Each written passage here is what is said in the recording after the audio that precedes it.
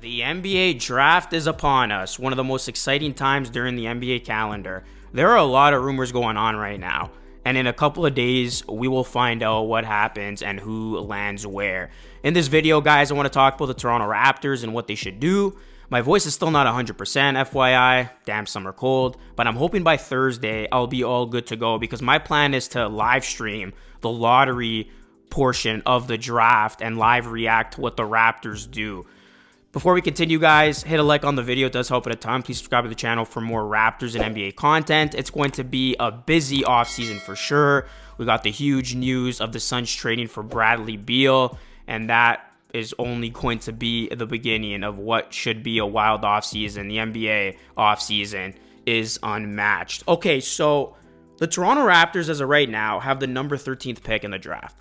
Before I go over some players who I think the Raptors could take with that pick, let's talk about the rumors surrounding the Raptors when it comes to potentially moving up in the draft. Something I've talked about in full detail in a previous video, and something I think the Raptors should do. The Toronto Raptors could be among the teams making waves. Yahoo Sports' Jake Fisher reports there is buzz around the team attempting to move up the board. Fisher notes that the Portland Trail Blazers, set to draft at number 3, are among the teams who have signaled that their pick could be in play and have actively taken calls with established veterans expected in return in any potential deal. Kevin O'Connor of The Ringer also said that the Toronto Raptors and Washington Wizards have explored trades to move up into the top 3 of the 2023 NBA draft. And Jonathan Gavoni of ESPN reported last week that there's a belief that the Raptors could be significant trade players depending on how aggressively they want to get involved with the likes of Pascal Siakam and others.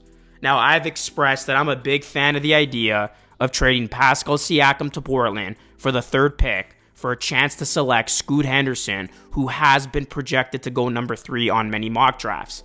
A deal like Siakam to Portland for the number 3 selection, Anthony Simons, Keon Johnson, and Nasir Little would work. And news that just happened today, Damian Lillard wants to remain in Portland. This is per Shams. He wants to be there, and he wants that team to get better, close quote. So the Raptors would get a great haul for their star player and a prospect in Scoot Henderson, who they would pair with Scotty Barnes to jumpstart their future. Meanwhile, the Blazers would get Pascal Siakam to pair with Damian Lillard, which would make them very competitive in the West. This is a no-brainer. Now, do I want this to happen? Yes. Do I think this is going to happen?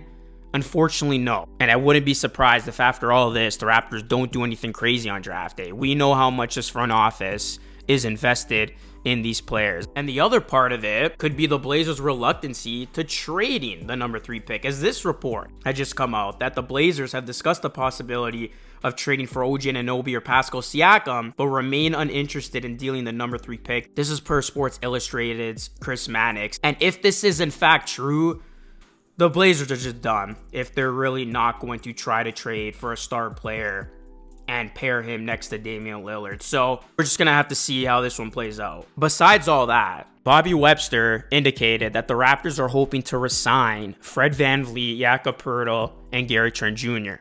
But speaking about VanVleet and Gary Trent Jr., NBA insider Mark Stein said otherwise. He reported that Trent and VanVleet appear more likely than not to relocate.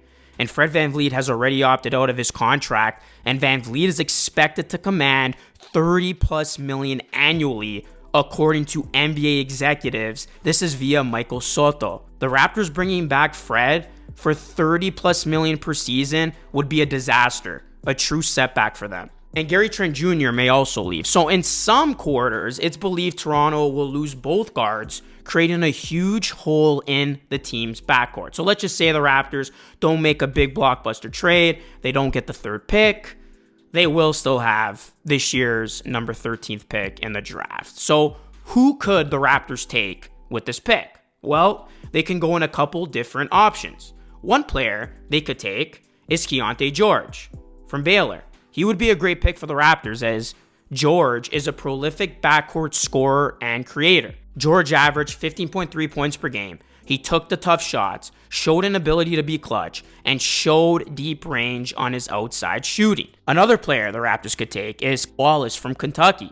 Wallace is considered among the best two-way guards in the draft. He's a ferocious defender, listed at 6'4", 193 pounds, with active hands and quick feet. He was 4th in the SEC in steals as a freshman, averaging 2 per game, and should have no problem adjusting to the NBA game on the defensive end. The Raptors obviously have a need for ball handlers and guard depth, and they like two-way players, so a guy like Wallace makes sense for them. Now, another player the Raptors could take is Grady Dick. Now, Grady Dick would have to fall a bit for him to land with the Raptors, but this would be a perfect fit for the Raptors, as Jonathan Givony has reported that if he is still available at number 13, the Raptors are a strong suitor for him. Dick has solid athleticism, and he is an elite scorer. He's comfortable spotting up or running off screens. He shot 40.3% from beyond the arc on nearly 6 attempts per game, more than half of his attempted field goals. He averaged 14.1 points per game with 5.1 rebounds and nearly 2 assists. Now, another name the Raptors have been linked to is Jalen Hood-Schifino, as he would be another great option for the Raptors. He is not as good a three-point shooter as Grady Dick, but he does have more ball handling and offensive creation potential than Grady. Hood-Schifino has good size for a point guard. Now, some other names that have been linked to the Raptors are Kobe Buffkin, Nick Smith Jr., and Bilal Coulibaly. Personally, I'd be happy with George or Wallace, and if Grady Dick somehow falls to 13, I think you take him. But there are a couple of different directions the Raptors can go in with this pick. Of course, it's going to all depend on who's still available by the time the Raptors select at number 13. But what's going to be fascinating is, of course, the days leading up to this draft. And if the Raptors do, in fact, strike a big deal, as you know, the rumors are going to continue to heat up, especially in the wake of the report that Damian Lillard doesn't want to get traded and that he wants the Blazers to get better.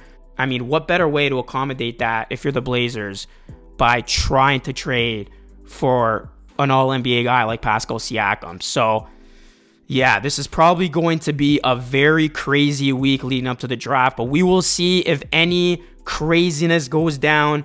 But if it doesn't, the Raptors will still have that 13th pick, and they will have a chance to add a good piece to this puzzle, as I think there are a lot of interesting names that they could go with here, and I'm a fan of a lot of these guys. I think when you look at certain guys and their fit, most of the guys that I named, if the Raptors end up with any one of them, I would not be opposed to that. So we will see how it all shapes up for the Toronto Raptors. But guys, let me know, what should the Raptors do this draft? Do you think they will swing a big deal? And who do you think they will take with the number 13th pick in the 2023 NBA draft? Let me know your full thoughts in the comment section down below. Again, guys, hit a like on the video. It does help a ton. Please subscribe to the channel for more Raptors content. Thank you so much for your continued support. It means the world to me. That is it for me. This is Luca signing off. I will catch you all again in the next video.